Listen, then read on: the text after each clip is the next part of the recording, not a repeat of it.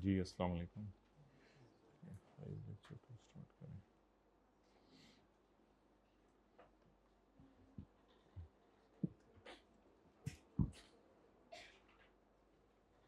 अच्छा जी, इंटेंजिबल्स की हमने कुछ करेक्टरिस्टिक्स पढ़ी थी। इनमें 3 बातें किसको ज़ुबानी याद हैं? 3 खासियतें पाई जाती हैं इंटेंजिबल में। आइडेंटिफिएबल होता है, इसकी शनाख्त हो जाती है, ये मनी नहीं है, और इसको टच नहीं किया जा सकता, इसका फिजिकल सब्सटेंस नहीं है। फिर हमने एसेट के डेफिनेशन में पढ़ा था कि एसेट वो चीज़ होती है जिसको आप क्या कर रहे हो? कंट्रोल कर रहे हो। बॉयज हाइब्रिड में नोट्स किसी को ना मिले हो हाथ खड़ा कर दें। अच्छा,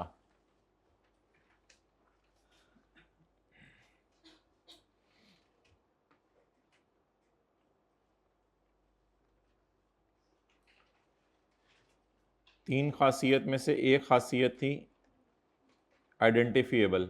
इंटेंजिबल एक ऐसी चीज़ है जिसकी शनाख्त हो सकती है, तो इस बात का इनकार नहीं हम कर रहे कि इंटेंजिबल की शनाख्त नहीं हो सकती। इंटेंजिबल की शनाख्त हो सकती है, इंटेंजिबल को आइडेंटिफाई किया जा सकता है। आइडेंटिफाई करने के लिए 2 बातें हैं, दोनों में से कोई एक बात भी पाई जाए तो ये कहा जाएगा कि इंटेंजिबल आइडेंटिफाई हो सकता है।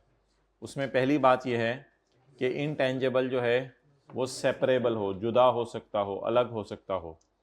क्या पूरी ऑर्गेनाइजेशन बेचना ज़रूरी है या एक इंटेंजिबल ऑर्गेनाइजेशन से जुदा करके बेचा जा सकता है? कोई आपने सॉफ्टवेयर बनाया हुआ है, कोई फार्मूला बनाया हुआ है, वो आप जुदा करके बेच सकते हैं। लेकिन कुछ इंटेंजिबल्स ऐसे हैं जिनको आप बेच नहीं सकते, बल्कि वो आपके नाम लगते हैं जिसको लाइसेंस करवाया जाता है, तो वो सेपरेबल नहीं है आपसे, वो ऑर्गेनाइजेशन से जुदा करके बेचे नहीं जा सकते। लेकिन स्टिल उन इंटेंजिबल्स को हमने इंटेंजिबल्स करार दिया था बिकॉज वो सेपरेबल तो नहीं है, लेकिन कॉन्ट्रैक्चुअली या लीगली हमारे पास राइट है उनको इस्तेमाल करने का, जिस वजह से उनको हमने क्या कह दिया था? इंटेंजिबल। और आगे हमने पढ़ा था इससे फ़र्क नहीं पड़ता कि वो आगे बेचने की इजाज़त है या नहीं, बस अगर वो कॉन्ट्रैक्चुअल या लीगल राइट है तो ये बात होना काफ़ी है कि ये इनटेंजिबल है। ये इसके बाद इसके लिए ये सबूत काफ़ी है। अच्छा, non monetary intangibles are non monetary items. ये भी IAS 21 में हम देखेंगे नॉन मनी क्या होता है। बस इंटेंजिबल मनी नहीं है, पैसे नहीं है, ये पैसों के अलावा कुछ हो रहा है। और इंटेंजिबल का फिजिकल सब्सटेंस नहीं होता। Intangibles have no physical substance, so non-physical form increases the difficulty of identifying the asset। क्यों? तो इसलिए फिजिकल फॉर्म होती नहीं, उसको ज़रा आइडेंटिफाई करना मुश्किल हो जाता है।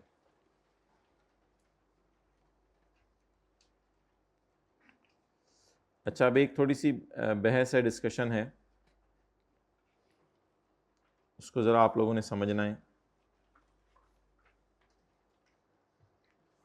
वो ये है कि कल नोट्स डाउनलोड कितने लोगों ने कर लिए थे वेबसाइट से जाके लेक्चर 1 के? ये आपको दोबारा दिखा दी जाए। भाई ये बताई थी वेबसाइट, इसका ये यूज़र नेम था और ये पासवर्ड था, तो यहाँ पर जाकर आप जो है वो हजरात ज़रा नोट्स डाउनलोड कर लिया करें ताकि आपको पता चल जाए। शाम 4-5 बजे के बाद ये अपलोड हो जाते हैं, तो 5 साढ़े 5 बजे तक इसको डाउनलोड कर लिया करें ताकि आपको पता चल जाए आज की क्लास में हमने क्या पढ़ा है। वैसे तो थोड़ा सा बंदा नोट कर ही रहा होता है, लेकिन एग्जैक्टली ज़रा पता चल जाया करेगा। तो कौन आज कर लेगा डाउनलोड? थोड़े दिन भाई ये फिज़िकल वालों के को व्हाट्सएप ग्रुप भी बना दें, फिर ग्रुप में कर दिया करेंगे। मीनवाइल आप यहाँ से करते रहें।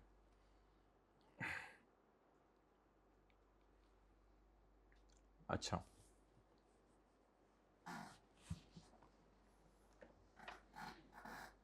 कंप्यूटर जब आप बाय करते हैं तो साथ उसके एक सॉफ्टवेयर आता है जो आपको इंस्टॉल नहीं करना पड़ता, ऑलरेडी नॉर्मली उसमें इंस्टॉल हुआ होता है, और वो हैं विंडोज़। वो हैं विंडोज़। इसको ऑपरेटिंग सिस्टम भी कहते हैं, ऑपरेटिंग सॉफ्टवेयर भी कहते हैं। ऑपरेटिंग इसलिए कहते हैं कि उसके बगैर ये ऑपरेट नहीं कर सकता। जिस तरह मोबाइल है, आप उसके अंदर एप्लीकेशंस डाउनलोड करते हैं, लेकिन एक चीज़ है जो मोबाइल का अपना सॉफ्टवेयर है, जैसे एंड्रॉयड है या दूसरा सॉफ्टवेयर है, तो वो ऑलरेडी उसके अंदर लगा हुआ आता है, इंस्टॉल हुआ हुआ आता है। तो अब सवाल ये है कि अगर आपने जो है वो लैपटॉप ख़रीदा, कंप्यूटर ख़रीदा, उसमें जिससे आपने ख़रीदा उसने बता भी दिया कि मैं 70,000 आपसे लैपटॉप के ले रहा हूँ और 5,000 आपसे विंडोज़ के ले रहा हूँ, 75,000 ले रहा हूँ, स्टिल आपने पूरे 75,000 को पीपी में क्लासिफाई करना है, आपने उसको इंटेंजिबल करार नहीं देना, क्योंकि मेन चीज़ जो उसमें आप पैसे दे रहे हैं वो हार्डवेयर के दे रहे हैं। इसलिए वो सॉफ्टवेयर जो हार्डवेयर को ऑपरेट करने के लिए ज़रूरी है, वो सॉफ्टवेयर हार्डवेयर में गुम हो जाएगा और वो हार्डवेयर का ही पार्ट समझा जाएगा। पढ़ें ज़रा, कोशिश करें। Computer software for a computer controlled machine tool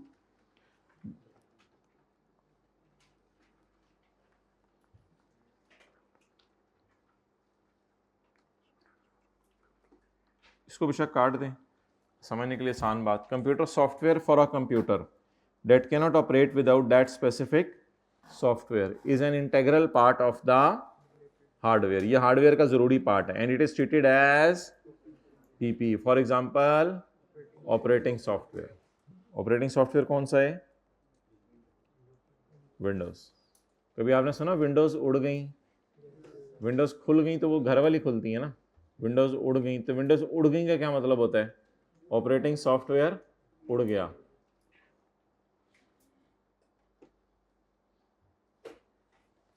okay, कितने लोगों ने कल वाला सवाल घर जाके किया था?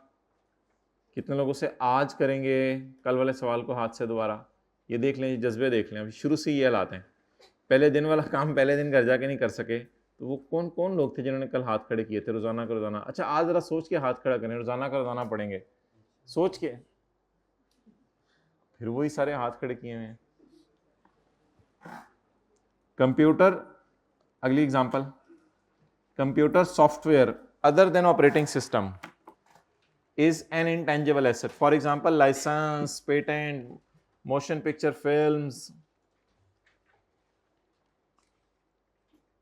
कोई भी लाइसेंस आप खरीदते हैं, मिसाल के तौर पे आप कहते हैं माइक्रोसॉफ्ट ऑफिस मुझे चाहिए जिसमें वर्ड हो, एक्सेल हो, तो वो एक लाइसेंस होगा ना, आपको मिलेगा उसका।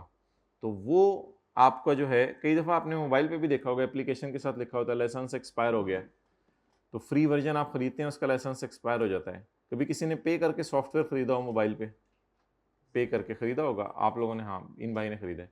तो अगर आप पे करके सॉफ्टवेयर खरीदते हैं तो उसको फिर आप इंटेंजिबल करार देंगे। किस वजह से इंटेंजिबल करार देंगे? क्योंकि वो ऑपरेटिंग सॉफ्टवेयर नहीं है। तो कौन सा सॉफ्टवेयर हार्डवेयर का पार्ट बनेगा? जो ऑपरेटिंग है, और बाकी को क्या करेंगे? इंटेंजिबल करार देंगे।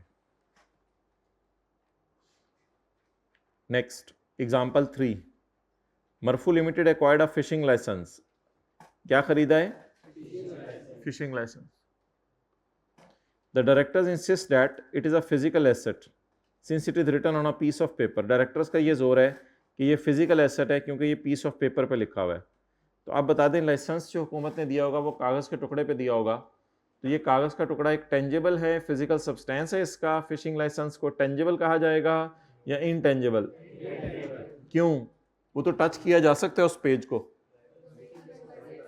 असल में उस पेज के पैसे आपने नहीं दिए, लैंड एंड बिल्डिंग परचेज करते हैं तो लैंड एंड बिल्डिंग के पैसे देते हैं। अगर आपने फिशिंग लाइसेंस परचेज किए तो उसके पैसे नहीं आपने दिए, आपने उसके अंदर जो फिशिंग की ताकत है, आपके उसके अंदर जो फिशिंग करने का राइट है, उसके पैसे आपने दिए। तो डेट्स वाई वो जो कागज़ का टुकड़ा है उसकी वजह से ये नहीं बन जाएगा कि ये कागज़ का टुकड़ा तो ये टेंजिबल है। तो fishing licence is an intangible asset. Although the fishing license has a physical form, the documentation, but actually it is just a piece of paper, and real thing behind piece of paper is which has, so it is an intangible under IAS 38.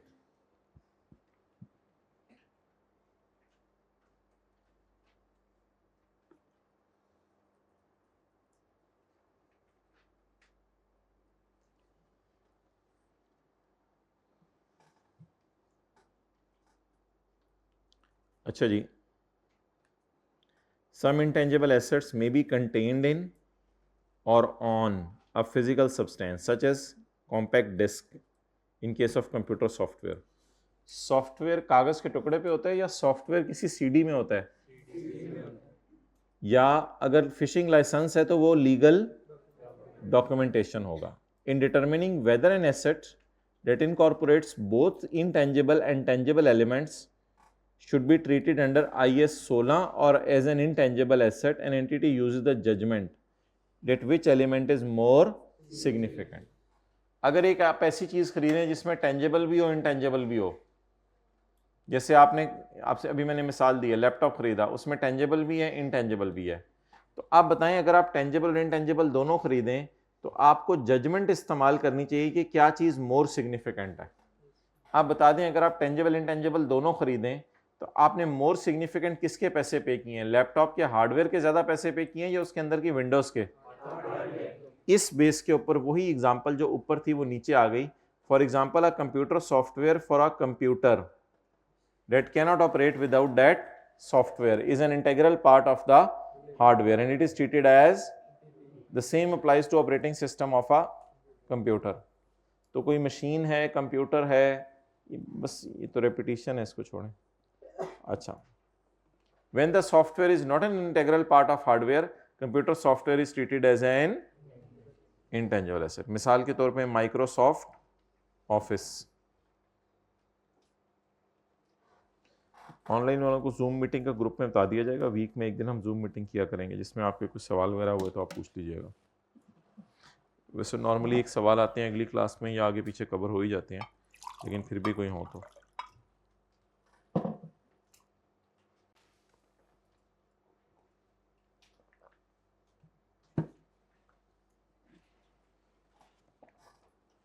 Okay, चलें जी, time पे आ जाया करें। हज़रात के आने का wait हो रहा था। मेन बात अब आज की शुरू होने लगी है। जिन हज़रात ने कल छुट्टी भी की है वो लेक्चर कल वाला यूट्यूब से ले लें और परेशान होने की ज़रूरत नहीं। आज की क्लास में उनको चीज़ें समझ आएंगी क्योंकि वो इंडिपेंडेंट चीज़ें हैं। इंटेंजिबल्स,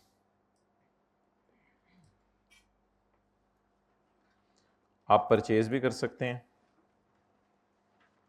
परचेज़ करेंगे तो आप उनको क्या कर लेंगे, कैपिटलाइज, और इसके साथ इंटेंजिबल्स को आप इंटरनली जनरेट भी कर सकते हैं।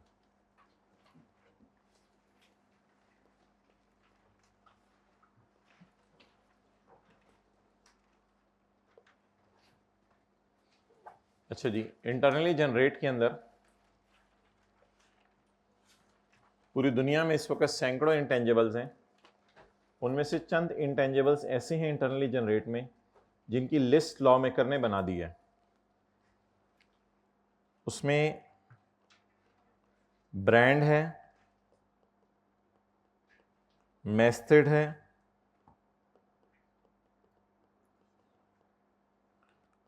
पब्लिशिंग टाइटल है,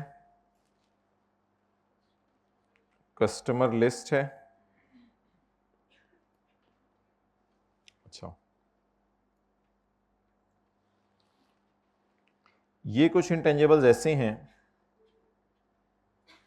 ये मैं आपको भी एक पेज पे भी दिखा दूंगा, वैसे आप नोट कर लेंगे तो ज़्यादा जो है वो बेहतर होगा। इसकी तफसील वैसे लिखी हुई है लेकिन आपको साथ ही उधर लिखवा देते हैं।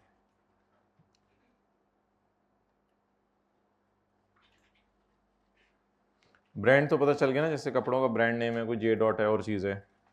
मेथड, मेथड होता है न्यूज़पेपर का टाइटल, जैसे कोई जंग अखबार है, नवाए वक्त है, कोई भी नाम है, न्यूज़पेपर का टाइटल।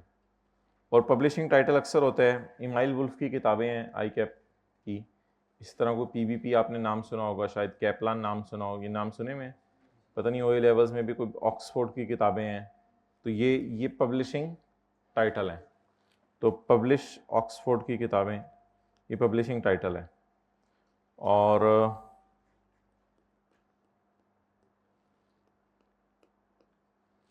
एक चीज़ है गुडविल,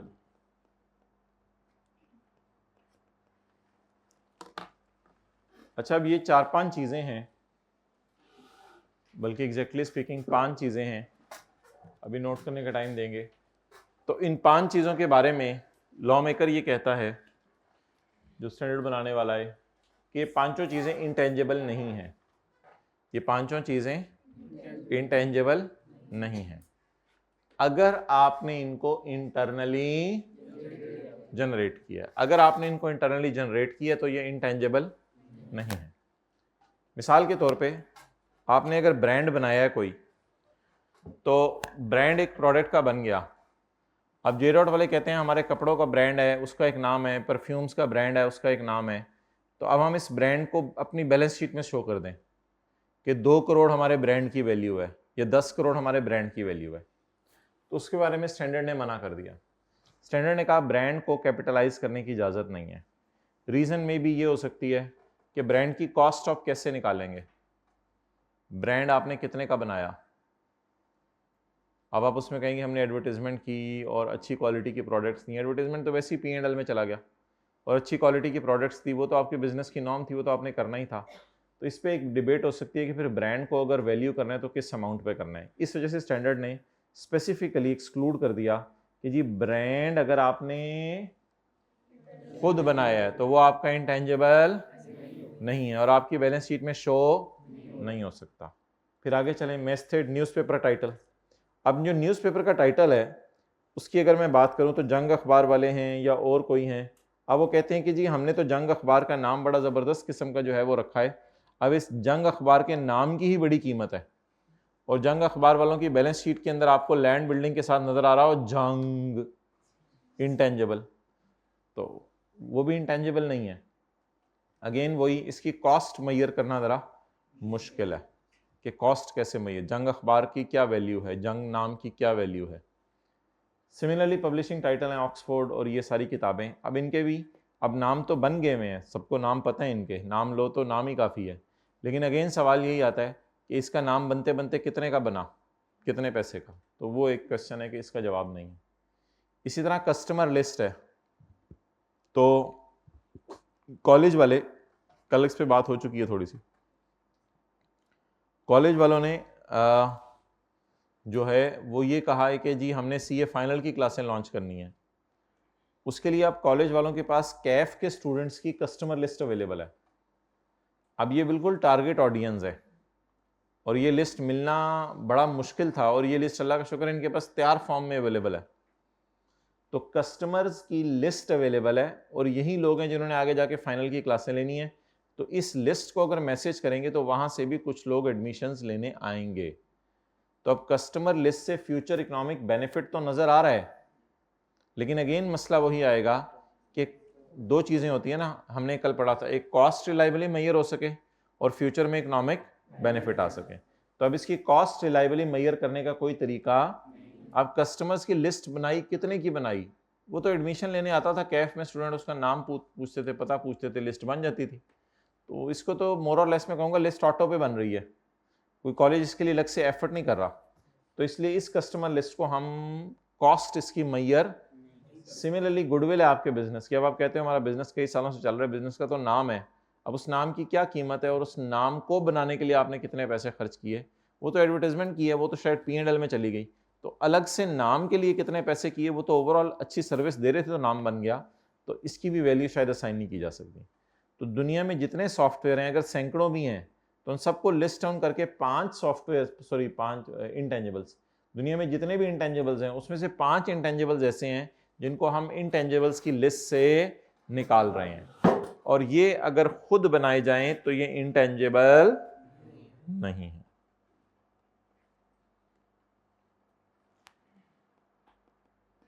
नॉट एन इंटेंजिबल। हाँ अगर अदर्स हैं, इनके अलावा हैं कोई, इनके अलावा मिसाल के तौर पे आपने मेहनत से फॉर्मूला बनाया है,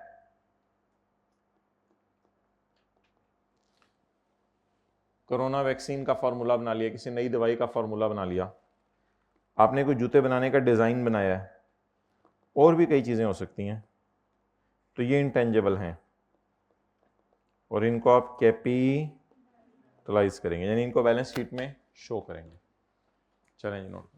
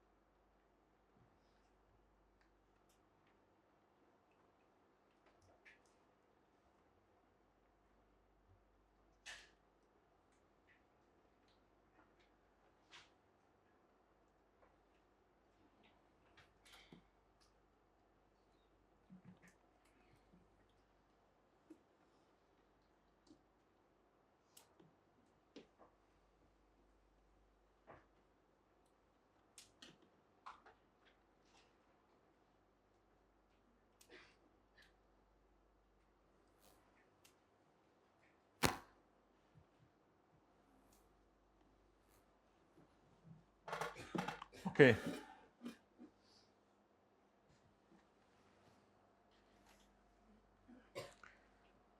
अब ये जो इंटेंजिबल्स हैं जिसको मैं फार्मूला कहूँगा या डिज़ाइन कहूँगा, ये अगर आप इंटरनली जनरेट करेंगे तो क्या ये इंटरनली जनरेट 1-2 दिन में हो जाएंगे, 10 दिन में हो जाएंगे, 15 दिन में हो जाएंगे, ज़्यादा टाइम भी लग सकता है, कई साल भी लग सकते हैं। गाड़ी नई आती है, उसका मॉडल नया आता है, तो उसके पीछे जो उसका सारा डिज़ाइन बनना शुरू होता है, वो जब गाड़ी का एक मॉडल आता है तो अगले मॉडल पे काम पहले शुरू हो जाता है। तो नई गाड़ी आते आते अक्सर आपने देखा होगा एक कंपनी का नया गाड़ी का नया मॉडल आते आते 4-5 साल लग जाते हैं। तो 4-5 साल तक उसके डिज़ाइन बनाने पे मेहनत करते रहते हैं, टेस्टिंग पे मेहनत करते रहते हैं। तो रिसर्च एंड डेवलपमेंट होती है फैक्ट्री के अंदर। क्या होती है? Research and development. और रिसर्च डेवलपमेंट से गुजर के चीज़ आपके सामने आती है। अच्छा, अब भाई एक तो हमारी फैक्ट्री के अंदर जो हमारा पूरा ऑफिस है उसके अंदर एक फैक्ट्री है। फैक्ट्री तो वो जगह होगी जहां चीज़ें बन रही होंगी। अच्छा, सेल्स ऑफिस वो जगह होगी जहां चीज़ें बनने के बाद बिक रही होंगी।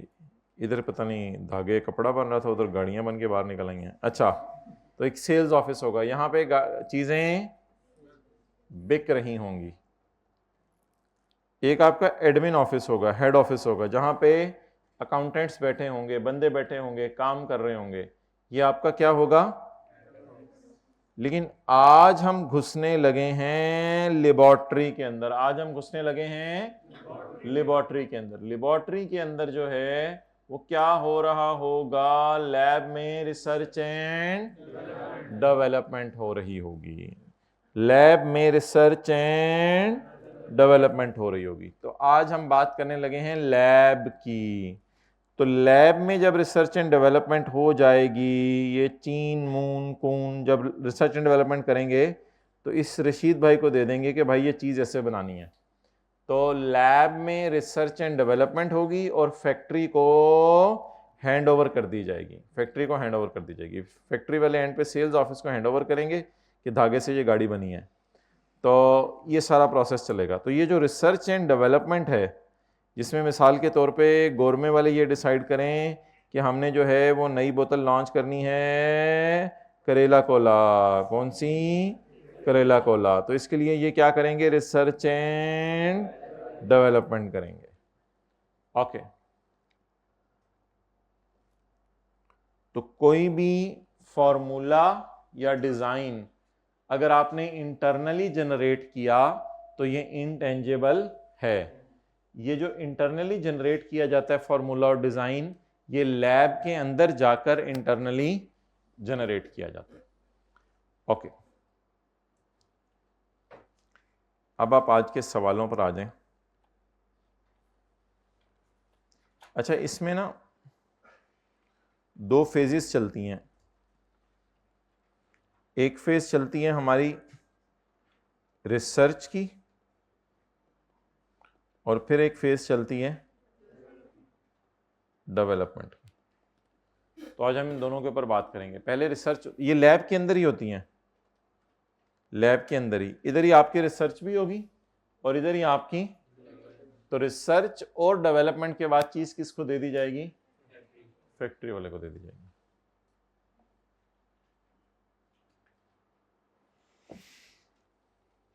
तो इधर रिसर्च एंड डेवलपमेंट चलेगी। चलें जी आगे।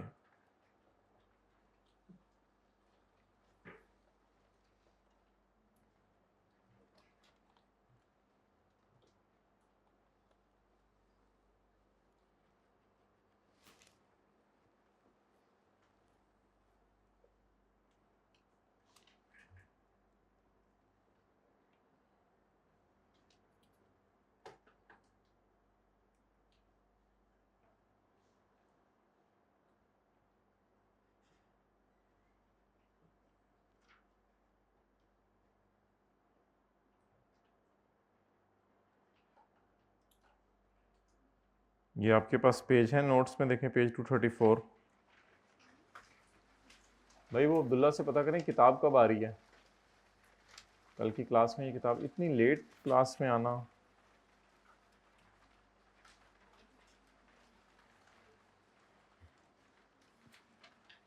किधर है सवाल? पेज 237 है? शुक्र है। क्वेश्चन नंबर 8,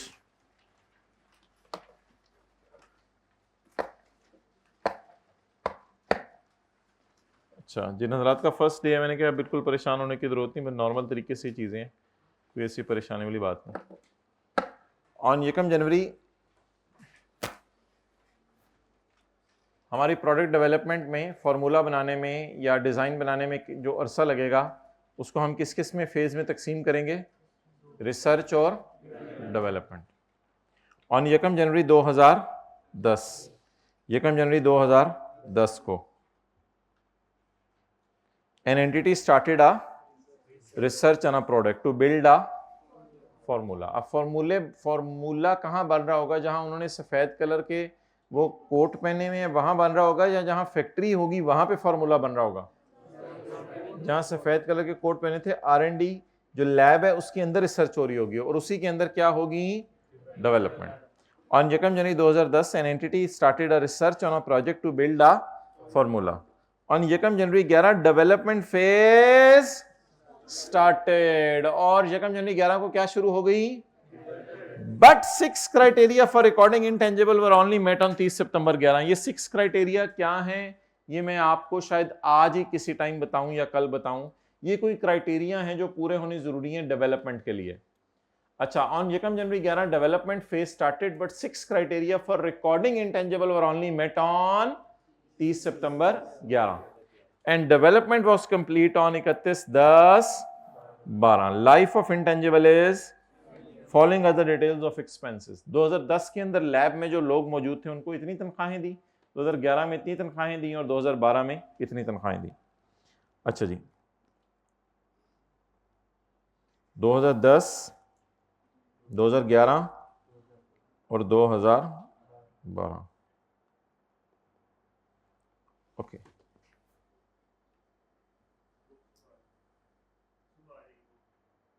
अच्छा, अंदाजन प्राइस भी पूछ के बता दो। On 1 January 2010 an entity started a research on a project to build a formula. अच्छा जी, इतना अरसा क्या चलती रही? रिसर्च, क्योंकि 1 जनवरी 11 को डेवलपमेंट शुरू हो गया ना, तो इतना अरसा क्या चलती रही? Research. On 1 January 11 development phase started. 1 जनवरी 11 को क्या शुरू हो गई? Development phase. But 6 criteria for recording intangible were only met on.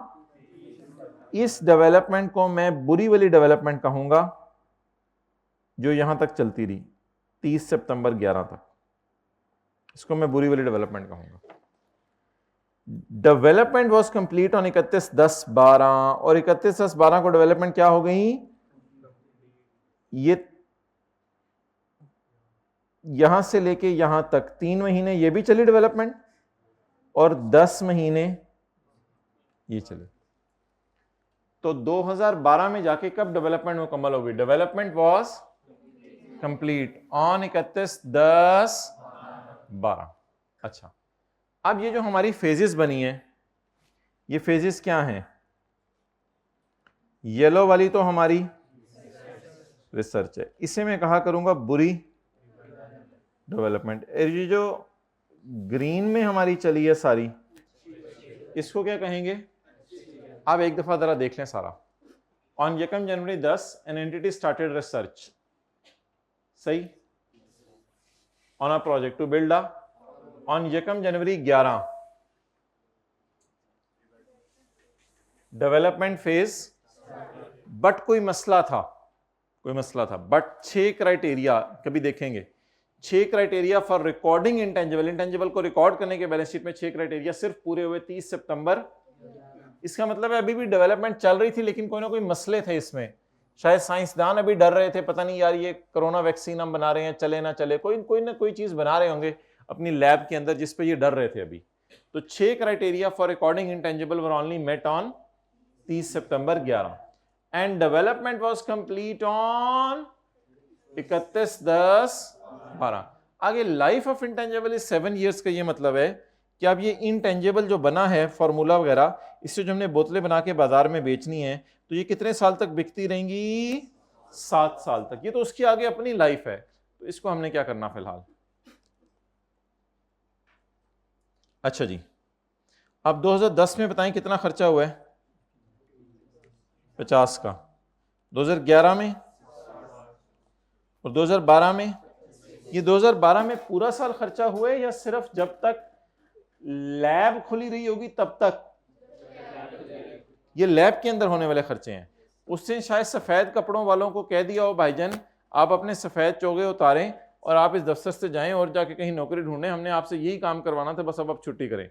उस दिन लैब हमने क्या कर दी होगी? बंद। इसने लैब बंद कर दी होगी। तो जरा गौर से बताएं, ये जो खर्चा नजर आ रहा है 25 मिलियन का, ये 12 महीने का खर्चा है या 10 महीने खर्चा हुआ है? 10 महीने खर्चा हुआ है। ये कितना खर्चा है? 25 का।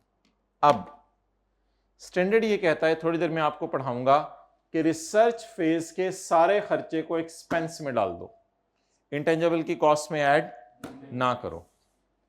बुरी वाली डेवलपमेंट के सारे खर्चे को एक्सपेंस में डाल दो। इसको हम 60 को पकड़ेंगे, 60 को डिवाइड करेंगे 12 महीने से और मल्टीप्लाई करेंगे 9 महीने से, और 60 का 3/12 और पूरा का पूरा 20, ये वो गोल्डन पीरियड है जिसके अंदर अच्छी वाली, इस सारे को हम तो रिसर्च को क्या किया करेंगे? बुरी वाली डेवलपमेंट को एक्सपेंस आउट, अच्छी वाली डेवलपमेंट को कैपिटलाइज करेंगे। अब आप मुझे बता दें 2010 में मैं क्या जर्नल एंट्री करूं? Research expense debit cash credit, कितने से? 50 से। तो let's start.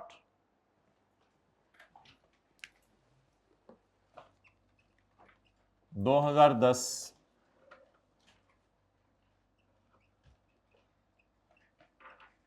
Research expense debit cash credit, कितने से? 50 से। जी,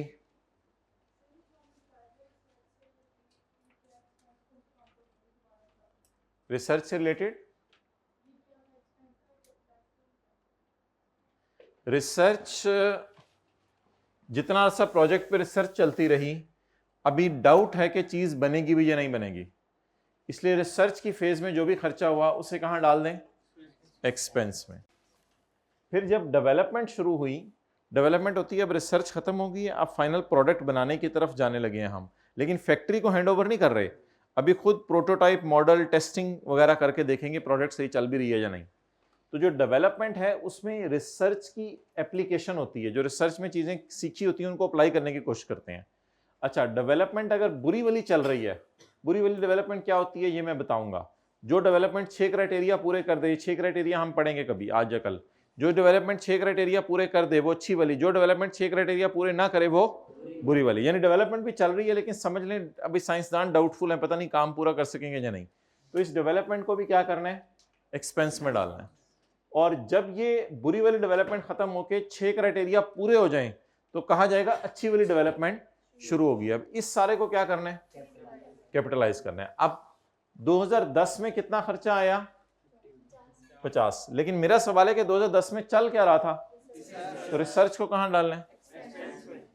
तो research expense debit cash credit. 2011 की तरह एंट्री देखिएगा। 2011 में टोटल 12 महीने में कितना खर्चा आया? 60 का। 60 को किस पे डिवाइड करें? 12 महीने पे। 60 डिवाइडेड बाय 12 मल्टीप्लाइड बाय, ये तारीख कौन सी है? 30 सितंबर 11। तो डिवाइड बाय 12 मल्टीप्लाइड बाय, इसको एक्सपेंस में डाल दें और डिवाइड बाय 12 मल्टीप्लाइड बाय 3 इसको कैपिटलाइज कर दें। अच्छा जी, डेवलपमेंट एक्सपेंस टोटल खर्चा इनटू जी 45 और बाकी खर्चे को इंटेंजिबल 60 इंटू 3/12 जी 15 और कैश कितने से? 60 से। और तीसरे साल की एंट्री खुद लिख लें।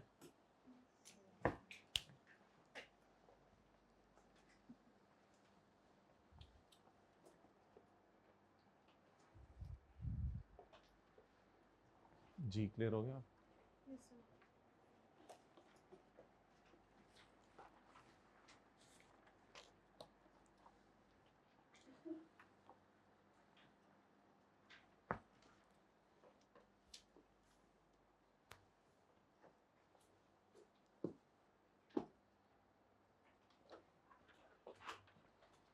एंट्रीज लिखिए ना। नहीं नहीं नहीं, खुद लिखिए अपने हाथ से।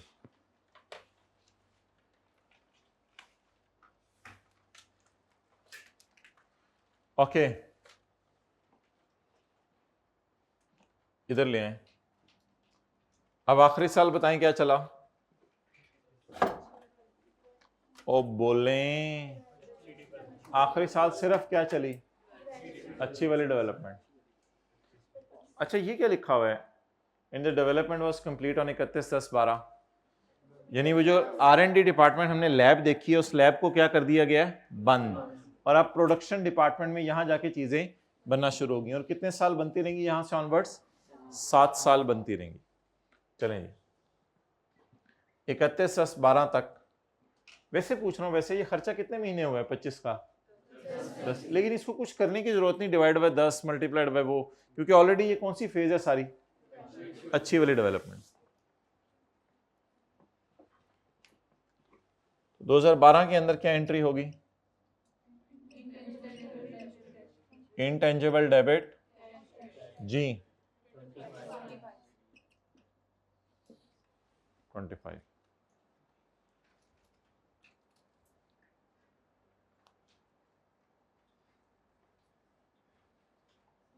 जी उसका मैं बताता हूँ क्या करना है। अब तो लैब बंद है ना, बस अब लैब में खर्चा हो ही नहीं रहा। अब साइंसदान है ही नहीं उसमें सफेद कपड़े पहन के।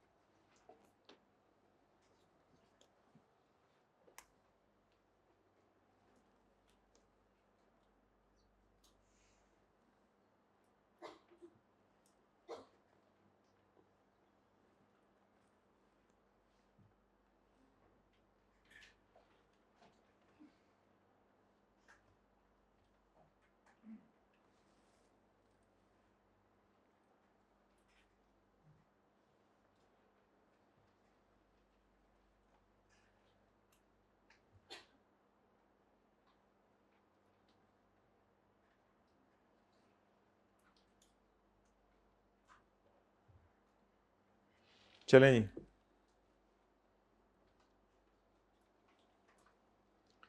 अच्छा अब इनटेंजिबल ने कितने साल हमारे साथ रहने? 7 साल। समझने के लिए मैं एक लाइन खींचने की कोशिश करने लगा हूं। चेहरे ऊपर देखते रहिएगा।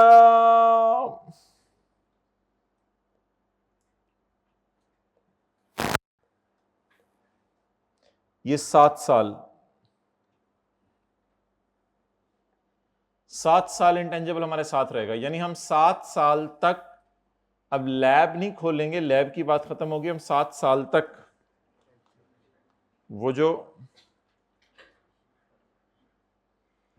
प्रोडक्शन डिपार्टमेंट दिखाया था आपको, इन्होंने तो अपना काम कर दिया ना। इन्होंने अपना येलो वाला, रेड वाला और ग्रीन वाला ये काम इन्होंने किया है। अब 7 साल तक ये बंदे इससे चीजें बनाते रहेंगे। वो आपको पता है फिर जादुई ताकत है, धागे से इंशाल्लाह गाड़ी निकलेगी। तो ये 7 साल तक ये करते रहेंगे। तो 7 साल में हमारे साल कितना अरसा प्रोडक्ट बनी होगी फैक्ट्री के अंदर? सिर्फ 2 महीने। क्यों? क्योंकि ये 31/10/2012 है, तो 11 और 12, 2 महीने की अमोर्टाइजेशन चार्ज करेंगे। अब हमारा एसेट इस्तेमाल हो रहा है, अब हमने जिसको कैपिटलाइज किया था उसे डेप्रिशिएट करेंगे। डेप्रिसिएशन की जगह क्या नाम यूज होगा IAS 38 में? तो 2012 के अंदर एक और एंट्री करेंगे, और वो क्या एंट्री होगी? अमोर्टाइजेशन एक्सपेंस डेबिट और अकाउमुलेटेड अमोर्टाइजेशन अच्छा, पहले इंटेंजिबल की कॉस्ट बताएं, कॉस्ट। एक्सेलेंट। ये वाला 15 और ये वाला 25, 15 जमा 25 छा गए हम। कैलकुलेटर के बगैर ही आज काम चल रहा है, अगला भी कैलकुलेटर के बगैर करना है। 40 डिवाइडेड बाय 7, आगे मल्टीप्लाइड बाय 2/12। 2 महीने इंटेंजिबल हमारा इस्तेमाल हुआ है, इंटू 2/12।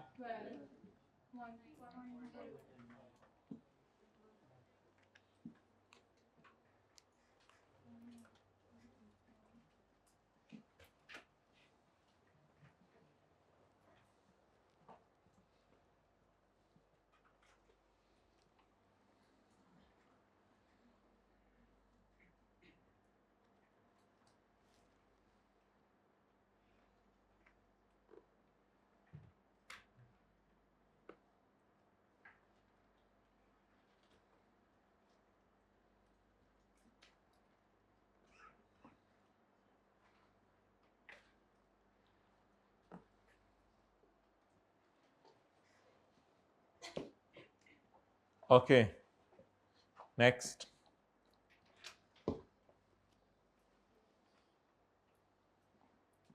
अब आप ये बता दें कि प्रॉफिट एंड लॉस में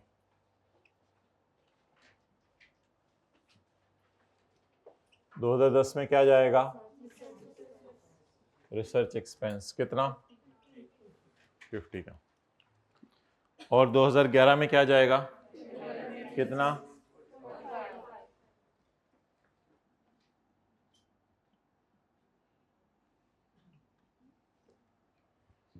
और 12 में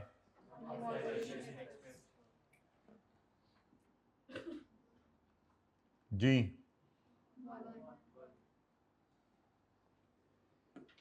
चलें जी।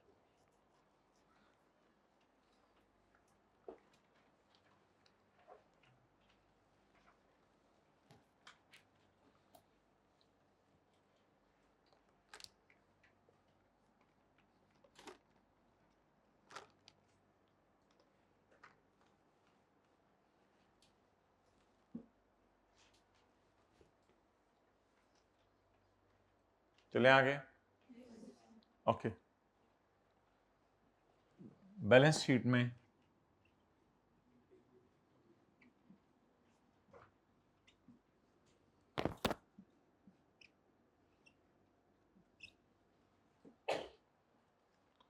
दो 2011 में कितना जाएगा इंटेंजिबल? 15।